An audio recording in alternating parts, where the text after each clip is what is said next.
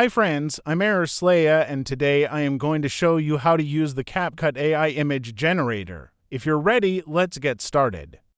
First, click on Media in the menu above, and then click on AI Media in the menu on the left. Type the type of image you want in the prompt section. You can also select a specific AI model you want from here. Similarly, you can choose whether the image you want to be generated vertically or horizontally from here. Once everything is ready, click Generate. The image generation process takes approximately 1 minute. As you can see, it generated 4 images based on the prompt I wrote and the settings I made.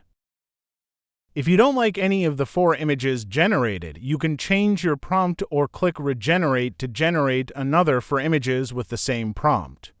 If you want to download the image you generated, first click on the image once, then click More on the right, and then click Download. I hope this tutorial video on how to use the CapCut AI Image Generator was helpful.